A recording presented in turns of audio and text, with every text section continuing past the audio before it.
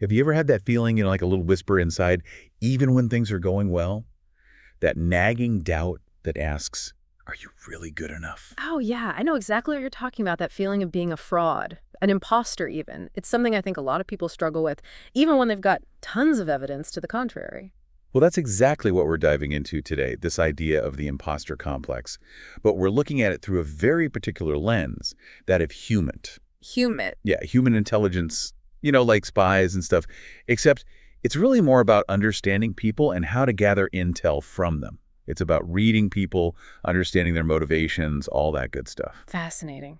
So how does this imposter complex tie into the world of spies and intel? Well, that's where this document we found comes in, The Imposter Within.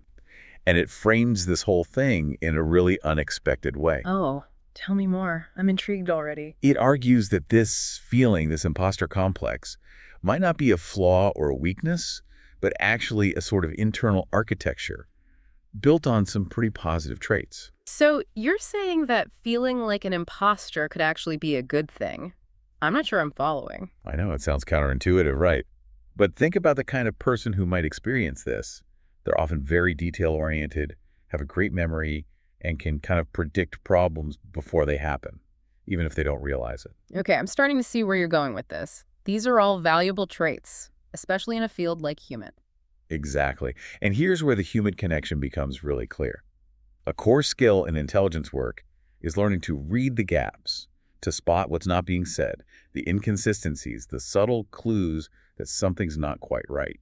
So you're suggesting that people with this imposter complex are actually more attuned to these subtle signals. Precisely. They see everything, maybe even too much. The document actually says they see everything, too much.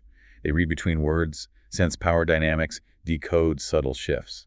And that's why they might doubt themselves, because they're picking up on things that others miss, making them hyper-aware of the complexities of every situation. Hmm, that's really interesting. So their self-doubt might stem from their ability to perceive things on a deeper level. That's the idea.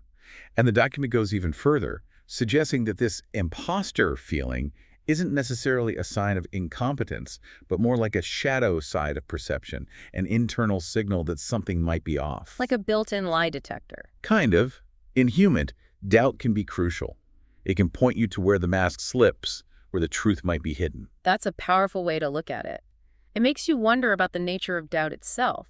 Is it always a bad thing, or could it be a sign of our own awareness, of our ability to critically assess a situation? Right. The source makes this really important distinction between what it calls sterile doubt, the kind that paralyzes you and keeps you from moving forward, and fertile doubt, the kind that pushes you to improve, to double-check your work, to be more thorough. Makes you wonder, which kind of doubt are we harboring most of the time? Absolutely. And here's where the document throws in a real curveball. It asks, what if the real imposter was the one who never doubts at all? Whoa, hold on. You're saying the person who seems completely confident, who never questions themselves, might actually be the one we should be suspicious of. That's the provocative question the document raises. Think about it. In a world obsessed with appearances and projecting success, maybe a lack of self-doubt is a sign that someone's hiding something. Wow, that's a really thought-provoking idea. It kind of turns the whole concept of the imposter complex on its head. It does, doesn't it? Yeah.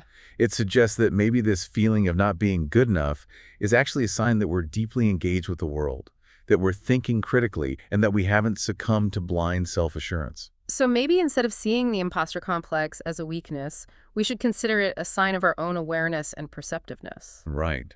The document even argues that doubt isn't a liability, but a lens through which we can see the world more clearly. A quiet proof that consciousness is still alive and that integrity still has a voice. So next time you feel that little whisper of doubt, try to see it not as a sign of failure, but as a sign that you're paying attention, that you're still questioning, still growing. Maybe that's the real mark of authenticity. Something to mull over, folks.